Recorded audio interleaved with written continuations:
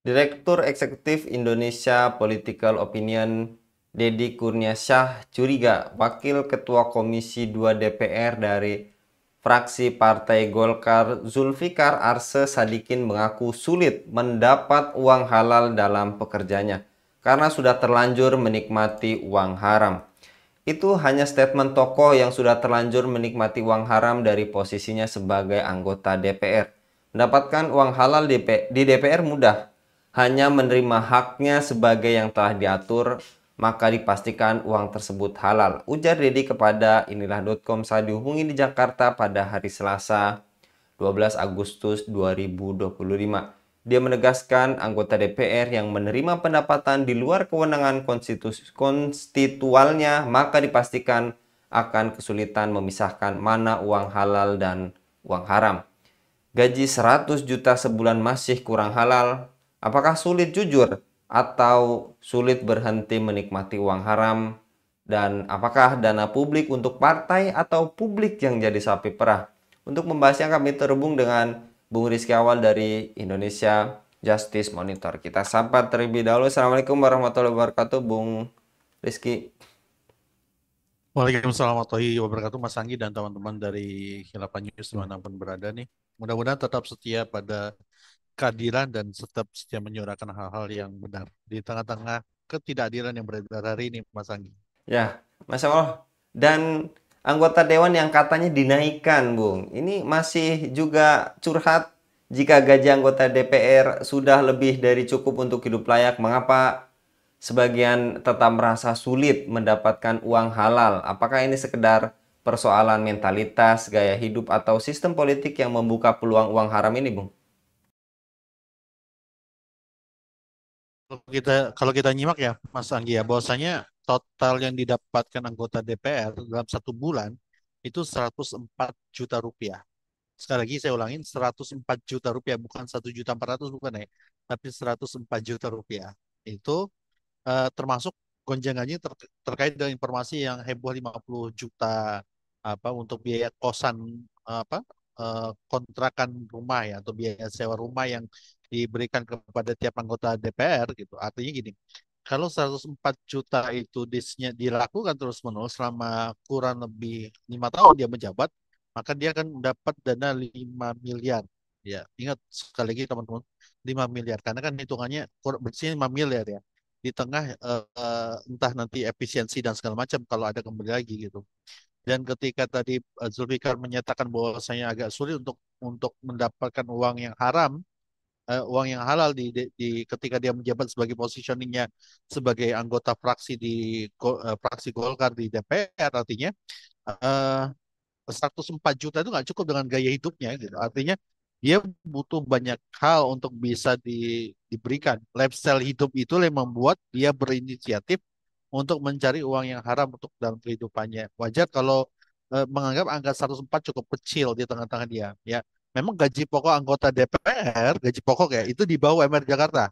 UMR Jakarta di atas 5 jutaan, sementara gaji pokok anggota DPR itu 4.200.000 teman-teman semuanya.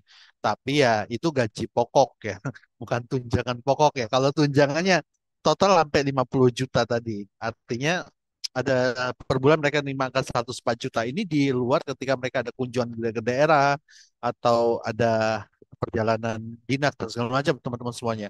Artinya kalau kita melihat betapa efisiensi dalam tanda kutip banget terkait dengan ini gitu,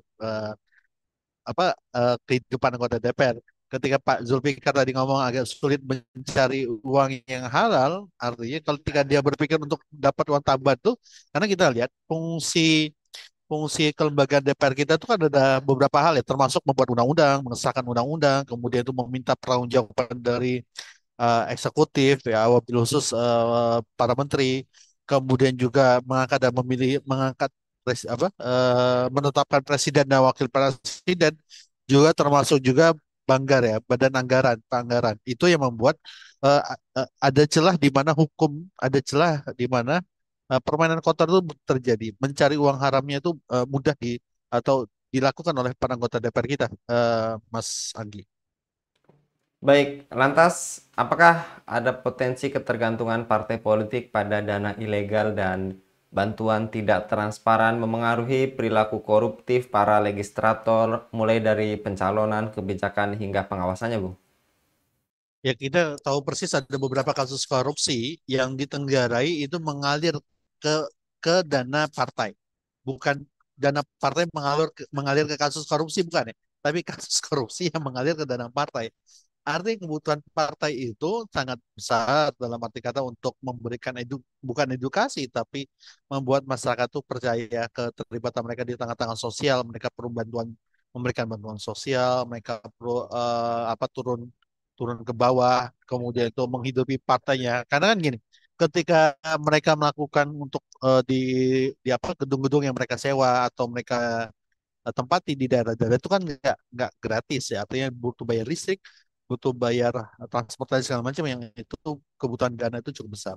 Jadi eh, akan sangat sulit ketika pemerintahan hari ini atau politik demokrasi kita hari ini itu lepas tangan antara partai dengan kebutuhan uang. Justru menurut saya sangat lekat. Nah, disinilah celah di mana para anggota legislatif itu mencari keuntungan sebesar-besarnya untuk mereka dan partai mereka. Entah itu menghalalkan yang haram atau memperbesar uang halal dengan cara yang memaksa gitu.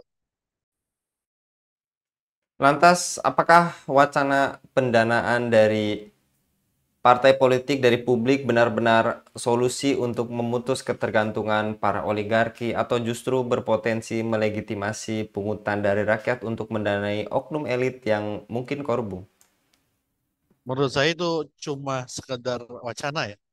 Artinya di Indonesia itu benar-benar tidak akan mungkin terjadi selama sistem politik demokrasi kita itu seperti ini gitu. Artinya mungkin bulan pertama oke, tapi bulan-bulan berikutnya akan kembali nature ke naturalnya kepada organiknya bagaimana demokrasi politik itu terjadi di Indonesia. Apa yang solutif yang perlu dilakukan ya bubarkan sistemnya sama bubarkan partainya. Itu aja sih. Sebenarnya kalau mau nyari bagaimana kondisionalnya itu dua itu yang membuat menurut saya pengaruh politik di negeri kita terlampau besar angkanya gitu, Mas Anggi. Lantas, adakah solusi alternatif? Apakah tadi yang Anda telah singgung sedikit, Bung? Ya, kalau kalau solusi alternatif, menurut saya nggak perlu ada solusi alternatif. Menurut saya itu yaitu dua tadi, partai politiknya dibubarkan dan sistem politiknya diganti gitu. Itu yang membuat kecenderungan efisiensi anggaran bahkan jauh lebih besar. Menurut saya ketika itu dilakukan, pemerintah kita itu bisa dengan segera bisa bayar utang di angka 8.000 triliun itu gitu. Itu salah satu bentuk kenapa utang kita masih menumpuk dan cukup besar terus-menerus. Karena apa? Kebutuhan pendanaan di politik itu terlampau besar, Mas Anggi. Sehingga banyak tingkat korupsi yang terjadi di negeri ini gitu. Baik, jasa kalau Bung Rizky untuk paparannya. Semoga ini menjadi titik terang bahwa cari yang halal itu sebetulnya gampang gitu ya, Bung Rizky. Ya gampang dengan mengubah sistemnya terlebih dahulu gitu. Nah, Kalau siap. kalau belum ya susah gitu. Tetap aja akan ketemu dengan duit yang haramnya itu gitu. Yang akhirnya dihalalkan dengan sistem hari ini. Padahal tetap situasinya itu pada akhirnya itu disebut dengan uang haram gitu. Ya. Baik, Masya Allah, Bung Rizky untuk paparnya pada kabar petang kali ini. Demikian pemirsa Ilava News, dukung dengan subscribe, share, dan like. Semoga menjadi kebaikan bagi kita semua di dunia dan di akhirat. Saya Anggi Suara undur diri. Assalamualaikum warahmatullahi wabarakatuh.